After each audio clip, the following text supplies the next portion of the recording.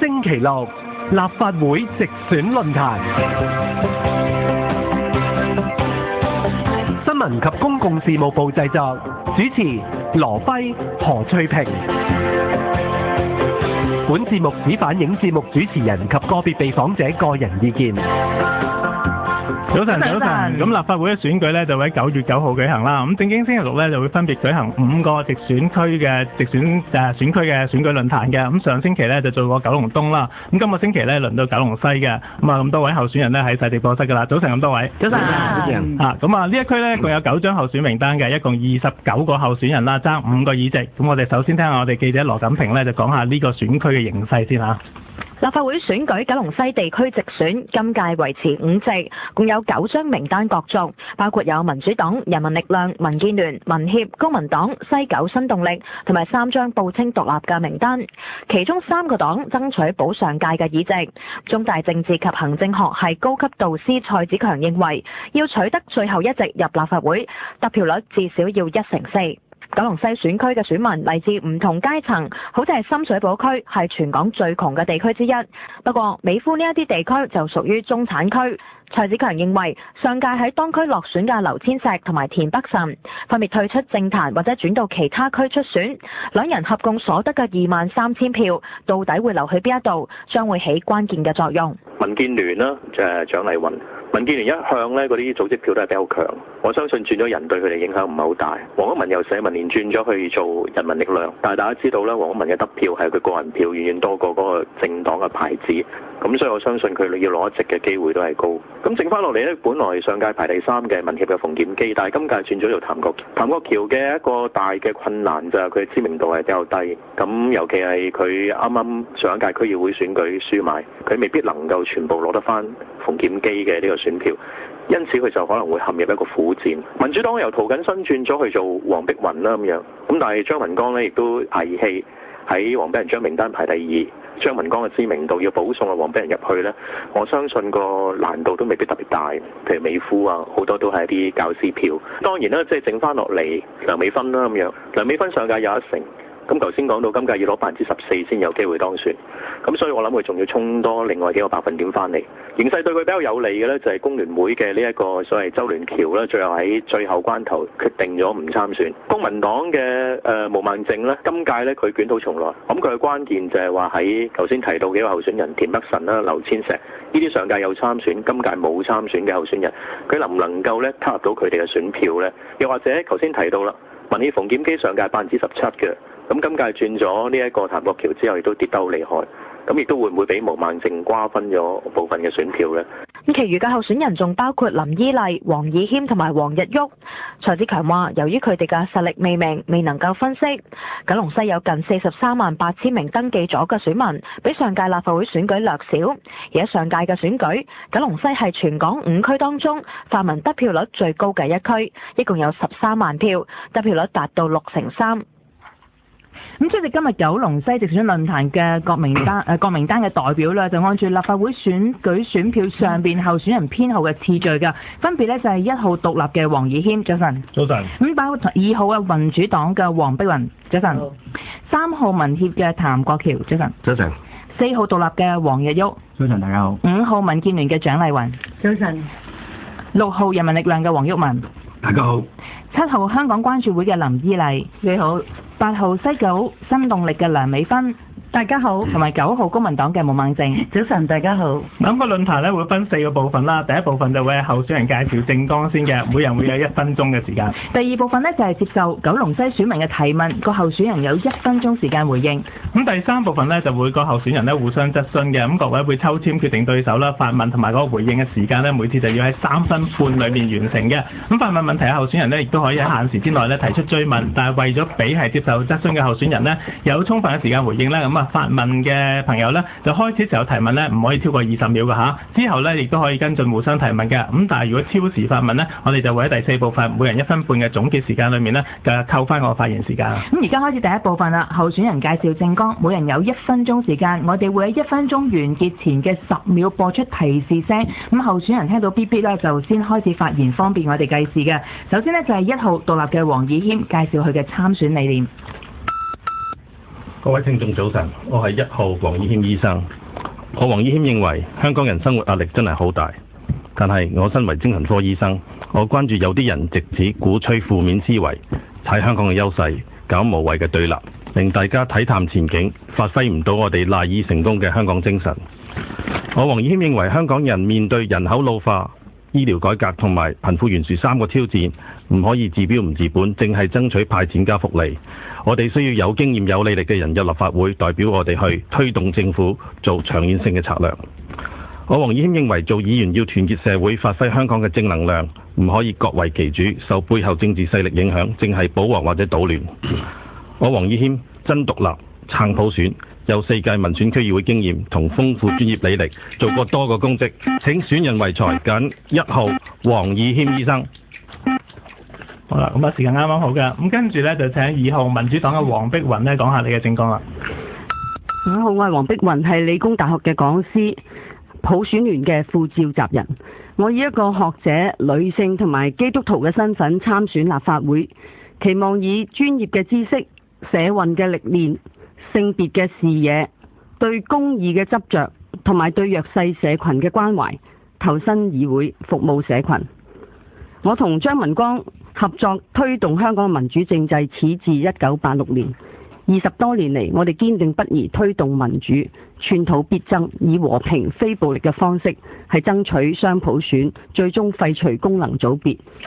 九龍西貧富懸殊，我黃碧雲、張文光團隊係決心改善房屋、醫療同埋教育，我哋都會爭取取消呢一個洗腦國民教育，建設一個以民為本嘅九龍西社區，爭取活躍嘅文化生活、種族和諧嘅社區。請支持理性健康嘅民主力量進入議會監察政府。多謝你。時間到啦，唔該晒。跟住係3號民協嘅譚國僑介紹政綱。各位市民早晨，我係3號民協嘅譚國僑。我參與香港社會及民主運動已經有30年，一路同馮檢基並肩拍檔。由1978年爭取油麻地艇戶上樓，至爭取88直選，反對洗腦國民教育，堅持平反89民運。我80年代開始係負責領導民協九龍西嘅團隊，成功爭取公屋重建，增加房屋供應，落實市區更新，改善社區環境，呢啲都係有往績可尋，唔係空降。回歸15年，貧富懸殊、官商勾結呢啲問題，我相信都係拜我哋建制裏邊保皇同埋建制嘅力量助紂為虐所致。我今次決定再度參選，係希望憑藉我過去10多年出任民選市政局議員同埋區議會主席嘅經驗，爭取喺立法會繼續捍衛人權自由。好啦，改善貧富懸殊。多謝。好，跟住請呢就係4號獨立嘅黃日旭呢，就講你嘅政綱啦。早晨，各位市民大家好，我係九龍西候選人4號黃日旭。好多人都問我點解喺黃大仙區議員走到嚟九龍西選立法會。冇錯，我過去係有9年嘅區議會服務經驗，我亦都好多謝市民嘅支持，我亦都會繼續區議會嘅服務同埋政綱承諾。而我亦都係九龍西土生土長，實質體會好多喺地區上面民生政策上面需要改善同埋制定嘅地方。我希望將過去嘅經驗擴展到九龍西嘅市民。我都會繼續堅持我自己喺爭取民主嘅理念，抗衡西環治港，拒絕政府不公平同埋維護大財團利益嘅法案。而作為一位父親，我堅決反對洗腦嘅國民教育。我亦都承諾會喺地區上面設立諮詢站，聆聽大家嘅需要。請大家9月9號支持我4號黃日旭，多謝大家。好啦，時間到啦，唔該晒。跟住係5號民建聯嘅蔣麗芸介紹政綱。各位九龍西嘅市民，大家好，我係5號民建聯嘅蔣麗芸。未來九龍西將會有好多重要嘅項目啟動同埋落成，好似西九文化區啦、啟德發展計劃、沙中線、高鐵、舊區重建等等，對我哋九龍西嘅經濟發展、區內就業機會、市民生活環境質素等都係好關鍵嘅。我蔣麗芸會用我多年工商專業經驗，結合我哋民建聯團隊地區服務嘅網絡，我哋一定會幫市民揸緊九龍西面對嘅機遇，為市民打造更好嘅九龍西。我蔣麗芸亦都為婦女界服務超過20年啦。未來我會繼續關注婦女就業機會同埋健康。請支持5號蔣麗芸團隊服務大家，多謝。好，時間啱啱好嘅，咁跟住係6號人民力量嘅黃毓民介紹你嘅政綱。各位九龍西嘅選民大家好，我係毓民。4年前我參加立法會選舉，我嘅政綱係顛覆議會文化，提高議事質素，加強監察政府。過去呢4年，我創造咗幾個歷史嘅紀錄，包括喺議會發動肢體抗爭；第二，發動5區公投，為香港人爭取真正嘅民主；第三，發動2個半月嘅拉布戰，成功令港共政權嘅5司14局架構重組被拉倒。今次我繼續參加九龍西嘅選舉，係希望踢走保皇黨，制裁偽民主派，抗衡港共政權，要靠我哋人民力量。請大家支持毓民。5區公投投個票俾我嘅朋友，08年投個票俾我嘅朋友，希望今次繼續投票俾我，進入議會抗衡政府，打倒梁振英。好啦，時間都差唔多啦，唔該晒。咁跟住呢，就係7號香港關注會嘅林依麗講佢嘅政綱嘅。各位市民你哋好，我係林依麗。我關注香港我哋所有僱主，我哋嘅權益已經被外傭剝奪晒，佢哋玩同埋中介公司玩辭職、玩補人工、玩機票，跟住呢，由僱傭公司再介紹佢揾另外一個僱主。咁令到我哋所有僱主咧損失好多嘅，但係呢啲立法會議員呢就唔會幫佢哋，因為點解呢？因為中產呢，佢屬於有啲錢嘅，佢就唔會攞佢哋啲票，因為佢哋都有錢，都唔需要去投票。咁佢哋唔攞佢啲票呢，咁我哋啲僱主呢就好無辜嘅。而家呢個問題呢係串謀好大件事，但係呢，你而家坐喺度喺立法會裏面嘅議員呢，係冇一個人幫呢一班僱主嘅。咁我呢係會，如果入到立法會呢，我係會盡力幫僱主爭取嘅。另外業主立案法團嗰度呢，係冇人監管嘅，完全都冇人理嘅，廉政公署係廢嘅。總之7號林依麗。好啦，咁時間亦都夠啦。咁跟住呢，就係8號西九新動力嘅梁美芬，請你講你嘅政綱。各位九龍西嘅街坊，大家好，我係8號梁美芬團隊。我哋係專業加地區嘅團隊。喺過去4年，我結合咗唔同嘅專業力量，包括工程、測量、水質同埋噪音專家等，一齊走去前線嘅社區，為大家服務，以專業做後盾，為基層、為中產發聲。我哋一直爭取海濱長廊，減少水質臭味，加快舊區重建，爭取15年免費教育，落實港鐵工程，降低市區噪音，協助受高鐵影響嘅居民提供協助，爭取立例禁止骨灰龕喺民居開設，擴大中產人士法律權益，減少中產人士稅項負擔等，均竭盡所能，把握議會每一個機會，為大家關注嘅問題發聲。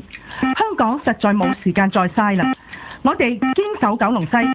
請大家繼續支持8號梁美芬團隊。好啦，時間到啦，唔該晒。咁而家輪到最後一位9號公民黨嘅毛孟靜介紹佢嘅政綱。大家好，我係9號嘅毛孟靜，我做咗新聞傳媒咧20幾30年噶啦，就會有人話喂，你講新聞自由，你唔係民生議題嚟噶咯？但係實實在在喺任何嘅文明社會，新聞自由係最後一道防線。你冇咗新聞自由咧，人權法治隨時都係咁先，因為你唔知身邊係發生咩事啊。吳克儉上京朝聖，而陳茂波呢就午夜係發個聲明，仲有交粒事件啊，政府啊詐地錯下扮若無其事。各位入咗立法會呢，我一定會推動香港嘅資訊自由法，等唔單止係記者啊，所有香港人都可以問政府攞官方嘅料，等佢唔好繼續喺度黑箱作業。大家透過新聞傳媒知道我一直呢係堅守原則、企硬真相嘅。9月9號投9號，請大家投毛孟靜、黃德全團隊一票，多謝。好啦，時間亦都係啱啱好嘅嚇。咁啱啱聽完晒呢就9位候選人嘅政綱啦，而家就進入第2部分嘅環節。咁我哋早前呢就喺九龍西嘅選區呢做咗啲街頭訪問，咁啊錄低咗呢選民關注嘅問題同埋佢哋嘅願望啦。咁啊希望了解下呢候選人點樣去回應同埋幫佢哋實現嘅。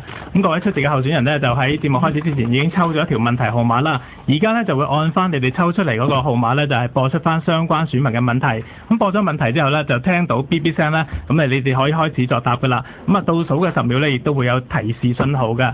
咁首先呢，我哋係先係1號嘅獨立嘅黃以謙，咁佢抽到嘅問題呢，就係12號嘅。一定係住屋啦！我都喺深圳住，而家我喺房屋署申請到而家都未曾有話俾我聽，有冇機會？如果佢係要做議員為我哋去着想嘅咧，唔需要我哋講，就好簡單，就係佢自己去諗，唔好諗住成日嗌交，攞自己個想出名，想攞個票。香港嘅樓價貴、租貴，所以令到民怨沸騰，咁好多基層嘅市民住屋都艱難。咁呢個問題其實同3點有關嘅。第一就係個地產商咧，就其實手法都比較霸道，無孔不入。第二，政府嘅政策可能去同呢個地產商傾斜咗。第三咧，就政府其實唔懂得民間疾苦，所以出手亦都好慢。咁頭先聽到嗰個居民都好多苦水嚇，咁我就覺得政治作為政客就唔應該因為咁抽水，令到市民嘅怨恨加深，因為呢個其實係激發到唔應該有嘅行動。但係我認為其實除咗增加土地供應，即係降低樓價之餘，我哋都要關注樓價一定要軟着陸嚇，同埋如果要降低樓價呢，低價樓降得多啲，豪宅應該唔好跌價。咁亦都要我支持復建居屋，同埋要避免呢個房屋政策向呢個地產商傾斜。多謝。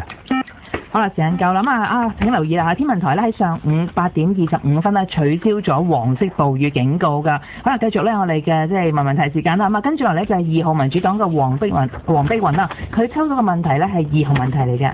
最大問題就係真係要普選咯，咩都要普選啦，立法會啊，你行政長官都係要普選咯，要問佢點樣推動同支持咯，即係如果入到立法會裏邊，佢推動係有個年份咯。多謝你嘅問題。我黃碧雲係普選聯嘅副召集人，亦都係代表民主黨參選。我哋好關注咧普選嗰個嘅實施嘅。